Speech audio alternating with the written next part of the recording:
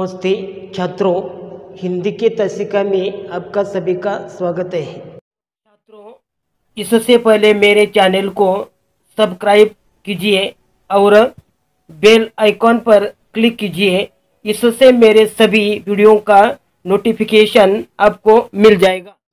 नमस्ते छात्रों, हिंदी के तसिका में आपका सभी का स्वागत है।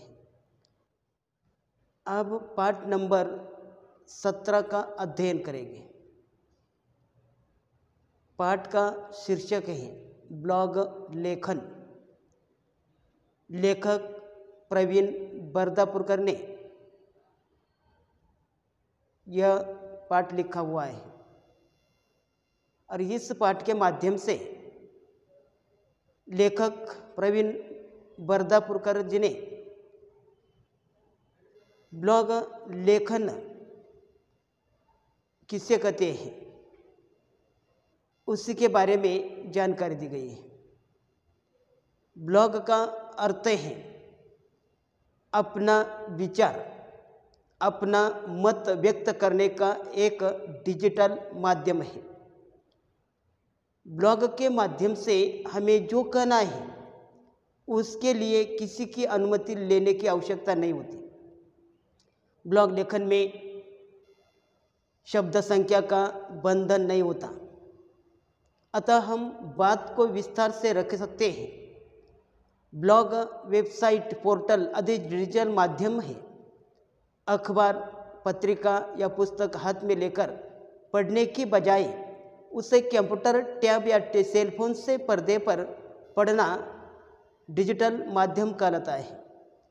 इस प्रकार का वाचन करने वाली पीढ़ी इंटरनेट के महाजाल के कारण निर्माण हुई। इसके कारण लेखक और पत्रकार भी ग्लोबल हो गए हैं और उसी प्रकार यह ब्लॉग लेखन का अर्थ है अपना विचार व्यक्त करना, अपना मत व्यक्त करना।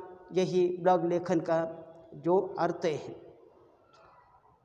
ब्लॉग यानी राइडर कि उसी प्रकार यह ब्लॉग लेखन जो प्रवीण बर्दापुरकर ने जो बताया है, तो मैं लेखक का परिचय पढ़ता हूँ।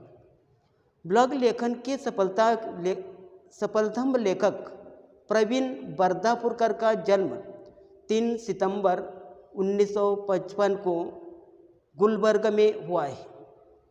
मराठी पत्रकारिता में आपको सम्मान का स्थान प्राप्त है।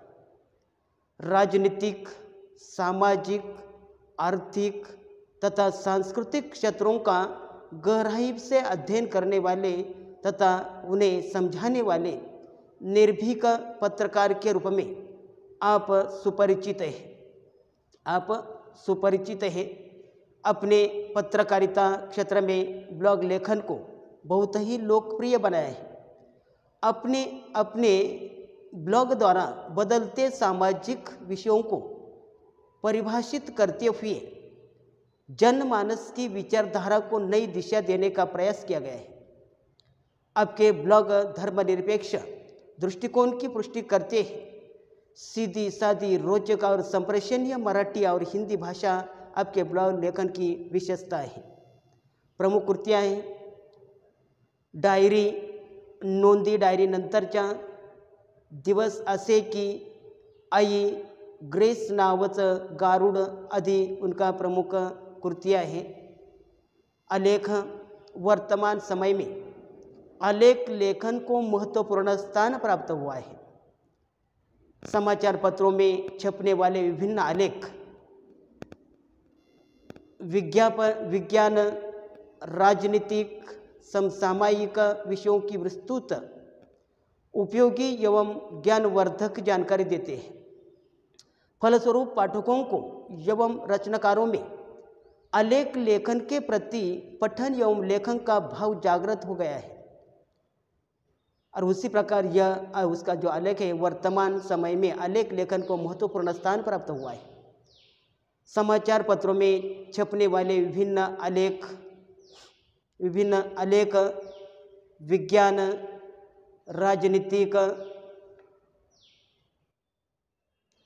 राजनीतिक, समसामयिक विषयों की विस्तृत, उपयोगी एवं ज्ञानवर्धक जानकारी देते हैं। फलस्वरूप पाठकों एवं रचनाकारों में आलेख लेखन के प्रति पठन एवं लेखन का भाव जागृत हो गया है। पाठ परिचय। आधुनिक समय में पत्रकारिता का क्षेत्र बड़ी तेजी से फैलता जा रहा है कि आधुनिक समय में पत्रकारिता का क्षेत्र बड़ी तेजी से फैलता जा रहा है। समाचार पत्र हो अथवा टेलीविज़न के समाचार चैनल हो, पत्रकारिता अछूती नहीं रही है। पत्रकारिता क्षेत्र में ब्लॉग लेखन का प्रचलन भी लोकप्रिय बनता जा रहा है। प्रस्तुत पाठ में लेखक ने ब्लॉग लेखन के नियम, ब्लॉग का स्वरूप, उसके वैज्ञानिक पक्ष की चर्चा करते हुए उसके महत्व को स्पष्ट किया है।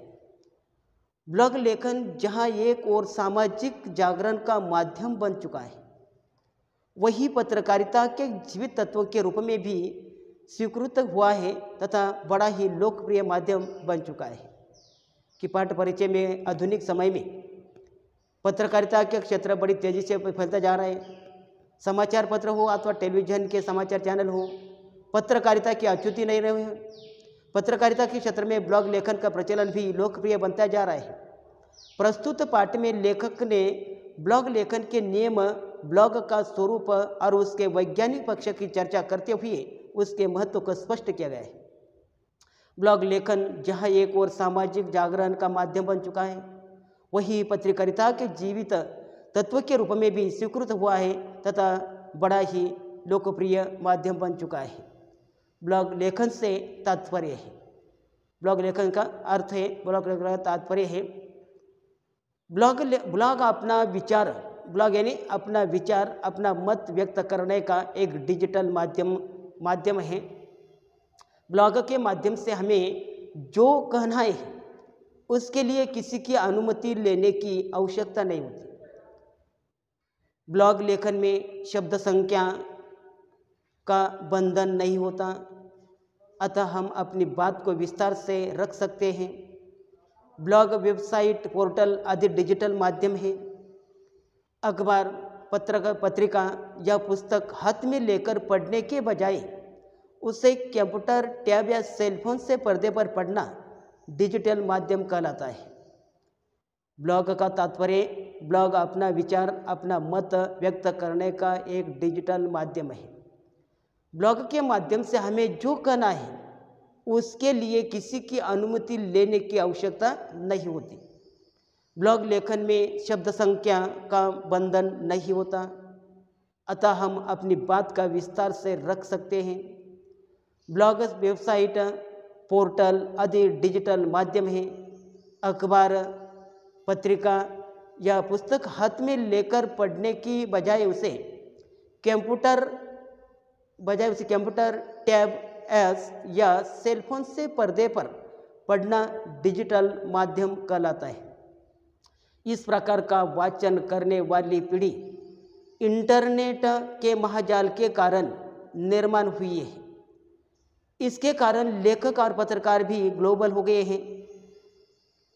नवीन वाचकों की संख्या मुद्रित माध्यम के वाचनों से बहुत अधिक होती है। मुद्रित यानी जो मुद्रण किया जाता है, छपाई की जाती है प्रेस में। नवीन वाचकों की संख्या मुद्रित माध्यम के वाचकों से बहुत अधिक है। इस वर्ग में युवा वर्ग अधिक संख्या में है। दुनिया की कोई भी जानकारी एक क्षण में ही पर्दे पर उपलब्ध हो सकती है। कि उसी प्रकार के लेखक ने समझा दिया है कि यह एक डिजिटल माध्यम है। ब्लॉग लेखन में शब्द संख्या का बंधन नहीं होता, अतः हम अपनी बात को विस्तार से रख सकते हैं। ब्लॉग, वेबसाइट, पोर्टल आदि डिजिटल माध्यम है। अखबार, पत्रिका या पुस्तक हाथ में लेकर पढ़ने की बजाय उसे कंप्यूटर, टैब या सेलफोन से पर्दे पर पढ़ना डिजिटल माध्यम कहलाता है। इस प्रकार का वाचन करने वाली पीढ़ी इंटरनेट के महाजाल के कारण निर्माण हुई है। इसके कारण लेखक और पत्रकार भी ग्लोबल हो गए हैं। नवीन वाचकों की संख्या मुद्रित माध्यमों के वाचकों से बहुत अधिक है। इस वर्ग में युवा वर्ग अधिक संख्या में है। दुनिया की कोई भी जानकारी एक क्षण में ही पर्दे पर उपलब्ध हो जाती है और उसी प्रकार यह जो ब्लॉग लेखन से तात्पर्य है। और दूसरा मुद्दा है ब्लॉग लेखन की खोज।